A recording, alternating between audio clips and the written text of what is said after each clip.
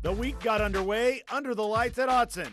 Oregon battled with the Bears for 30 minutes before lighting up Cal in the third quarter. But it wasn't just rain that dampened the post-game mood. In Corvallis, in a battle of teams struggling to run the football, somebody's four-game losing streak was going to end. And in a heated affair, the Beavers got the better of the Wildcats in all phases.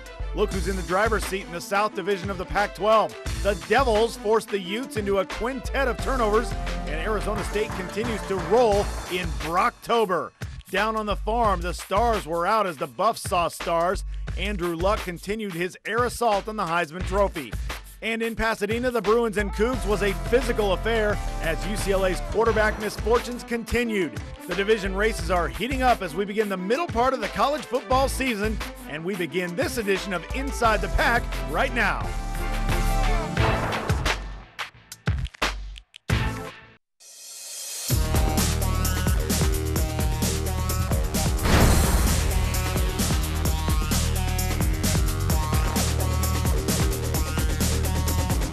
Jenkins releases into the pattern. Mannion throws on the deep drag route, caught by James Rogers, heads toward the left sideline, then turns it back, stays on his feet to the 23 and a first down. And Adam Hall, who took him out last year in Tucson, gets up yelling at James Rogers. You took him out in Tucson. Play the game, Adam Hall. Never a dull moment when the Arizona Wildcats are involved. Nearly a year after Adam Hall knocked James Rogers out for the season, the two squared off again. The result, though, was another Oregon State victory. Hello and welcome to another edition of Inside the Pac. Tom Ward here with you for the next 30 minutes, joined, as always, by Nick Krupke and our special guest this week, former Oregon quarterback and analyst on Talkin' Ducks on Comcast Sportsnet, Nate Costa. Nate, appreciate you being here. Thanks for having me. It's awesome being here. Well, Thursday night at Autzen, a big vacuum of air sucked out of Autzen Stadium as LaMichael James goes down early in the fourth quarter with that dislocated elbow. Your thoughts on what he's up against now? He's up against a lot. Actually, I wasn't there in the stadium to experience it, but I watched it on TV, watched the replays, saw him actually pop his dislocated elbow back in on his own. It's just a testament to how tough he is. I think he's got a lot to work towards in the rehab realm, but he's probably going to be back. I don't expect him to be back for the Arizona State game, but probably later in the year. Now, talking about the Oregon running game, and the Ducks really in good hands, though, with you got Kenyon Barner, you got Trey Carson, you also have DeAnthony Thomas, who seemingly can do everything in the running game. Oregon still in okay shape. Yeah, they have a great stable of backs. LaMichael's obviously the premier running back, probably their best running back in the nation. He's up there towards the top three at least. They do have a lot to work with. Kenyon, DeAnthony, Trey Carson, a lot of guys to talk about. So Duck fans don't have much to worry about. And one of the guys that we've just been mentioning here, DeAnthony Thomas. I mean, for a freshman to do some of the things that he's done, 3 touchdowns the other night. Very impressive. The fact that he's in the right position that many times is absolutely incredible for a true freshman. There's a lot to work through, a lot to absorb. School just started. He's got to worry about that type of thing. But he's done a great job of transitioning to the college football game, and he's got a bright future ahead of him. Well, Nick, we saw the clip at the top of the show with James Rogers and Adam Hall. Oregon State, chippy affair with Arizona on Saturday.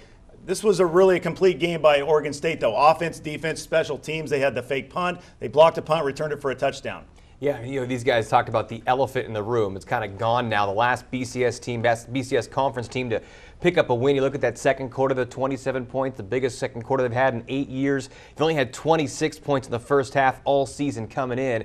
And that defense, again, those takeaways, 4 of them for the second straight week, +2. And, these guys that they hadn't won a game since the USC game last November. Last time they were positive in those takeaway categories. So finally the Beavs feel good now with BYU coming in. And maybe embodying the spirit of Oregon State in this game, Lance Mitchell had an interception, a fumble recovery, and he caught a pass going back to his high school roots as a receiver on the fake punt. And Lance Mitchell, one of the guys in the Oregon State postgame that really relieved to have this off the Beavers' back. And coming into the Arizona game, Oregon State had the program's first 0-4 start since 1996, Jerry Pettibone's final year, which began 0-5. On the other side, the Wildcats had also lost 4 in a row. One streak was going to end on Saturday. James Rogers going up against Adam Hall for the first time since injuring his leg 1 year ago. The Beavers were without Malcolm Agnew, who hasn't played since the season opener. Replacing him, Jovan Stevenson in the second. Jovan Stevenson takes it 1 yard in for the score over the right side as he strolls in. Oregon stayed up 7-0. Things then got better in a jiffy. The snap is on target and the ball is blocked. Clayton York, the block. The Beavers try to pick it up. York picks it up. Touchdown Beavers! Mike Parker from the Beaver Sports Network. Clayton York, punt block and score, 14-0 OSU. But Nick Foles can make things happen just as quick. Dan Buckner, 28-yard TD, beats Jordan Poyer. Extra point no good. 14-6 Oregon State. Then after a Trevor Romaine field goal and a Michael Doctor interception, Sean Mannion goes to the tank. Joe Halahouni to score his first 6 points of the year, 24-6 Beavers. And it got even better. Ensuing kickoff. Wildcats can't handle it. Recovered by Dylan Wynn at the 36 under the pile. And check him out as he comes out with the ball without his helmet. Are you not entertained? That led to a Romaine 40-yard field goal, 27-6 Oregon State at the half. Third quarter, things get chippy between Rogers and Hall. After a tackle on a James Rogers reception, Hall gives him a little shot, James gives him one back, and it's on. They get in each other's face. We'll have more on this later in the show. After another field goal made it 30-6, Keola Antolin. 13-yard touchdown, 2-point conversion fails. It's 30-12. Oregon State still in control. But then Mannion, his second pick of the afternoon, Shaquille Richardson tipped and picked. 28-yard pick six. The OSU lead down 10. Fourth quarter, more Cats. Kadeem Carey, here he comes, checking in from a yard out, cuts the Beaver lead to 3 at 30-27. Beaver offense needed to come up with a drive and a touchdown, and they came up big. Fourth and goal from the 2. Mannion buys some time, finds Halahouni again, 37-27, 5 minutes to play, and the Beaver defense stepped up and stopped Foles and the Wildcats twice on fourth down, and that would just about do it. Oregon State beats Arizona for the 9th time in the last 11 tries, 37-27. The Beavers into 6-game skid that dates back to last November when they beat USC. Mannion, 267 yards. That gives him a 4th straight 200-yard game, the best stretch for a Beaver since Sean Canfield went 7 straight back in 09. If those 27 second quarter points, the most by an Oregon State team in 8 years, and good to see as the Beavers were outscored 63-17 in the second quarter coming into the contest. And coming off last week's 66-14 split in a very unbalanced offensive attack against ASU, the Beavers found a little medium ground Saturday, 41 pass attempts, 35 runs on the ground game. They went over 100 yards for the first time since that season opener. The tone really set on the final drive of the first quarter. The Beavers drove the ball 92 yards over 17 plays, their longest drive since 2008 against Stanford, and it took more than 8 minutes off the clock. They converted 3 third-down plays, something big for a team and a young quarterback that hasn't been doing so hot there. The drive capped off by that Stevenson touchdown, and for him, best career game for himself there. 99 yards, 123 yards rushing for the Beavers.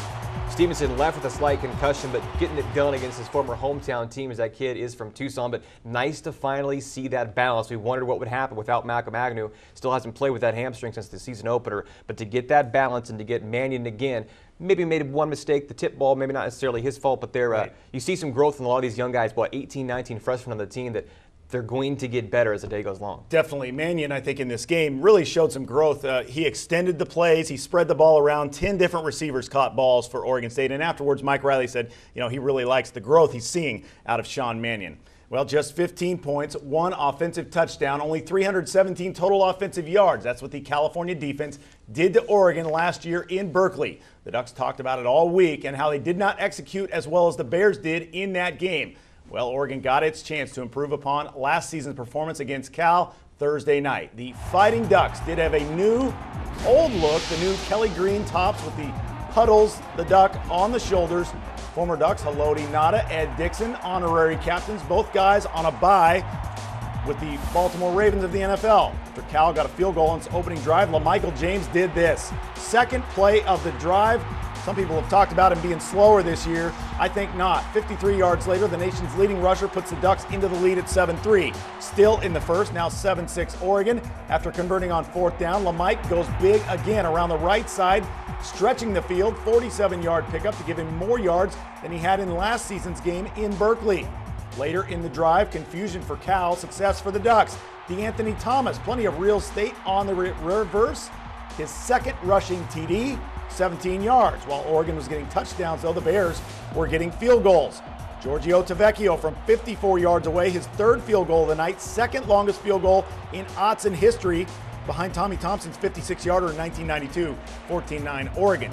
In 10 years as a head coach, Jeff Tedford had never been a bigger underdog than Thursday night, 23 points, but Zach Maynard put the Golden Bears into the lead, finding his half-brother Keenan Allen, 12-yard score, two-point conversion no good, 15-14 Cal at the half. What's going on here? But opening drive of the second half, very unduck-like, 88 yards in 13 plays, more than 5 minutes before DT hits DAT. DeAnthony, front corner of the end zone, 23 yards, 21-15 Oregon back on top. By contrast, the next drive, quick strike, 3 plays before Kenyon Barner turns on the afterburners. Looks like the Green Hornet zipping down the turf, 68 yards, that's a career long, plus the two-point conversion. Ducks now in command, 29-15. Then Oregon really open it up. Darren Thomas to the Quack Mamba. DeAnthony, his third touchdown of the night, 21 yards, 36-15 Oregon. And to the fourth, this was not good. LaMichael James going for the end zone, has it stripped, loses his helmet and the ball. He was rolled down, but gets his arm bent back behind him. It did not look good. LaMichael on the turf, writhing in pain. James left on a cart, and in an air cast, a dislocated elbow. Later said he popped it back in right there on the turf.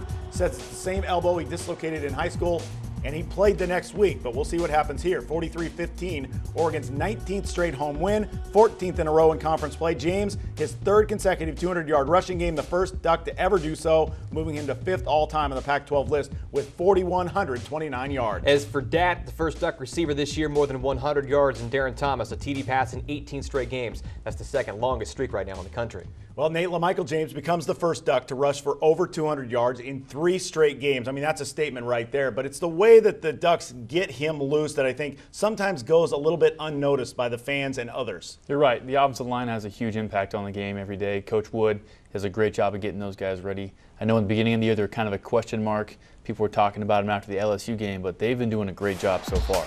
Yeah, he gets it going early. Oregon likes to sometimes start out, they just run these plays that are maybe look a little innocuous, but they're leading to something else. You're right. Simple plays, 3 yards, 4 yards here, but they mean a lot. They're wearing down the defense. They're causing fatigue in the legs and in the body of the Cal defenders, and then you see big plays get sprung after that. You see Roni Sgrasu right there pulls and plows the road. You're right. He's a big dude. He's actually a redshirt freshman. Playing that center position is very hard. You got to make a lot of calls. He's doing a great job for him. And then one of the veteran guys here, Mark Asper, we saw him on the first highlight. Here he plows, stretches things out. By far, he's the biggest guy on the offensive line. He's a veteran. He knows what's going on, and I would hate to have to try and stop him. Now, when you compare last year's game in Berkeley, and you know plenty about that, what was the difference between last year and this year for that offense? A lot of scheme change. Cal played the same defense that they tried to play against us last year, which was successful for them, but the Oregon offensive coaches made a lot of adjustments, many at halftime, which is why they scored so many points in the second half. They started running the sweep play, they started running the power play, and it just wore down the Cal defenders, and it was all go time from there. Well, Oregon now, obviously with LaMichael banged up, but seemingly clicking on all cylinders as they go to now host Arizona State as we get ready for the meat of the conference schedule for the Ducks. But with a 2-0 record in the Pac-12, the Ducks will host ESPN's College Game Day show for the 6th time when they take on Arizona State on Saturday. But will LaMichael James be in uniform? Even if he's not, Kenyon Barner and the rest of the supporting cast have shown they should be able to carry the load. Everybody has to step up. You know, he's a huge part of his team. He's part of the run game. So we all have to kind of pick our jobs up and pick up the slack. Plus, the Devils left the Utes still looking for their first ever Pac-12 conference victory in Salt Lake City. And as always, lots more Beavers, Ducks, and the rest of the Pac-12 online all the time at our website, InsideThePac.com. We're back after this.